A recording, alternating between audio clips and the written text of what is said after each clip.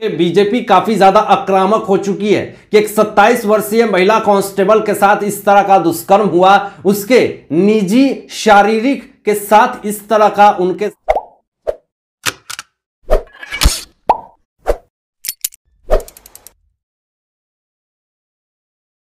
नमस्कार। शिवसेना और परिवहन मंत्री अनिल परब की अभी मुसीबतें पूरी तरीके से बढ़ चुकी है और क्या बड़ा मामला निकल करके अभी सामने आ चुका है, उससे पूरी तरीके से शिवसेना में तबाही मच चुकी है। शिवसेना परिवहन मंत्री अनिल परब की समस्याएं पूरी तरीके से बढ़ती हुई जा रही है। जब से ईडी ने शिकंजा कसा है, अनिल परब के करीबियों के यहां छापे मारी है, तब से पूरी तरीके से अनिल परब की जो नींद है, चैन है, वो पूरी तरीके से खत्म हो चुके हैं। रीजंस अब ये सामने आ रहे हैं कि अनिल परब के ऊपर भी जल्द ईडी का शिकंजा कसेगा। लेकिन ऐसा क्यों कह रहा हूं मैं, सबसे पहले आपको एक ट्वीट दिखाते हैं।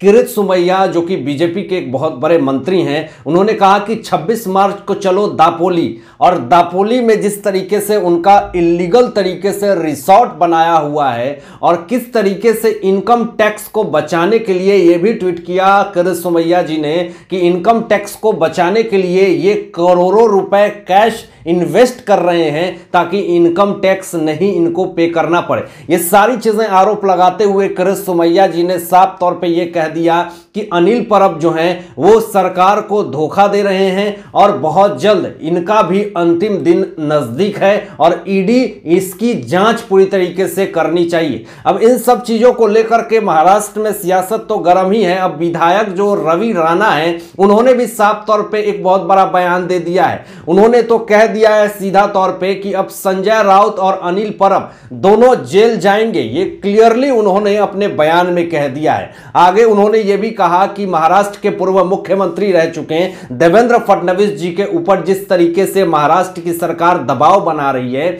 उनको झूठे झूठे केसेस में फंसा रही है, मुंबई ट्रांसफर घोटाला रिपोर्ट लीक मामले में जिस तरीके से उनको बदनाम करने की कोशिश करी जा रही है। हालांकि उन्होंने जब ये मामला निकल करके सामने आया था, 1 साल पुराना केस है, तो ये खुद देवेंद्र फडणवीस जी गृह सचिव से जाकर के मिलकर ये सारे खुलासे करते हैं, ये बात करते हैं। देन उसके बाद महाराष्ट्र सरकार इनके ऊपर केस कर देती है। तो ये सब लेकर के देवेंद्र फडणवीस जी को जो टारगेट करी जा रही है, तो ये इससे कुछ होने वाला नहीं है। ये विधायक रवि राणा का बयान पूरी तरीके से सामने निकल करके आ रहा है।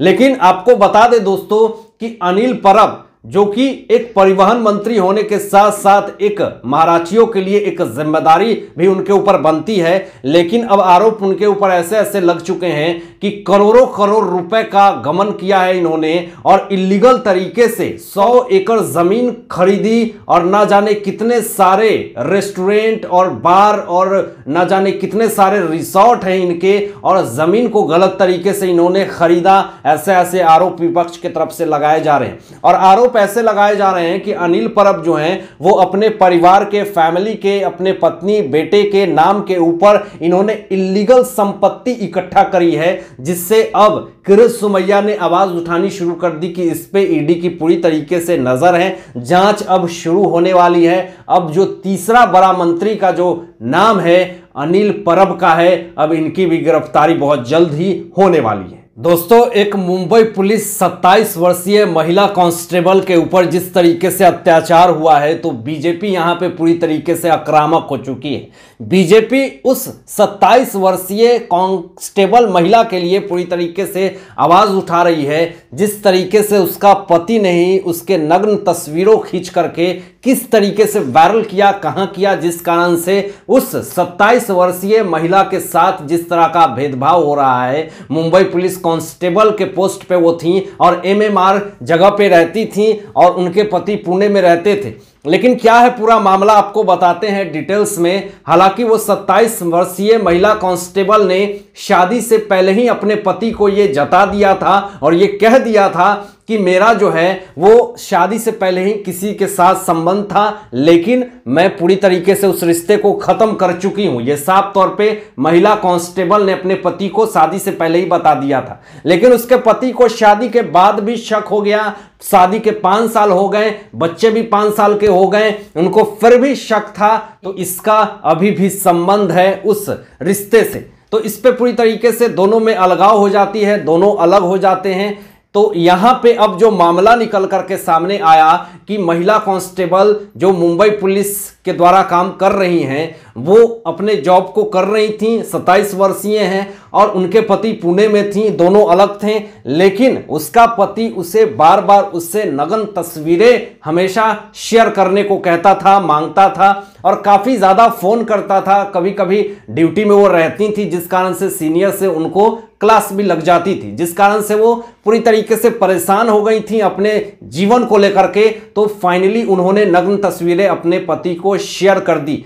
अब यहां पे मामला क्या हुआ है कि जो उनके पति है वो 27 वर्षीय महिला कांस्टेबल के दोस्त और रिश्तेदारों को उनकी नग्न तस्वीरों को शेयर करके रख दिया, जिससे कि कहीं ना कहीं वो महिला कांस्टेबल की पूरी तरीके से इज्जत मटिया मेल हो गई और उनके साथ इस तरह का दुष्कर्म उनके पति ने किया।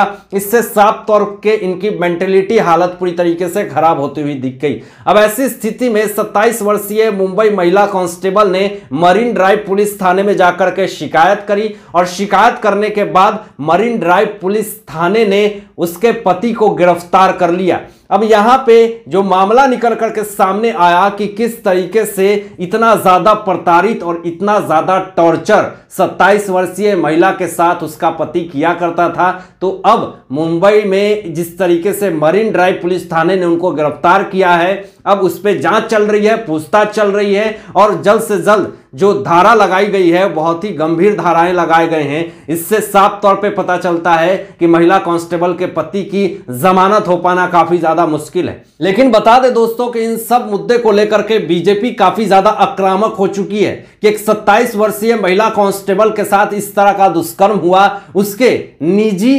शारीरिक के साथ इस तरह का उनके साथ विवाद खड़ा किया गया और इससे कहीं ना कहीं उनकी इज्जत पूरी तरीके से धूमिल होती हुई जा रही है। तो क्या इस महिला ने जो आवाज उठाए उसके लिए उनको पूरी तरीके से सहायता नहीं करनी चाहिए महाराष्ट्र सरकार को? तो ये सारी चीजें बीजेपी की तरफ से आवाज उठाई जा रही है और कहीं ना कहीं उस 27 वर्षीय महिला के साथ जो आक्रोशित जिस तरह का व्यवहार हुआ, उसके पति ने इस तरह का दुष्कर्म किया, उसके निजी शारीरिक अंग को प्रदर्शित किया दूसरों के सामने, उनके कलीग्स के सामने, उनके रिश्तेदार को सामने, तो यह कहीं ना कहीं बहुत ही गंदा और घिनौना काम है जो उसके पति ने किया।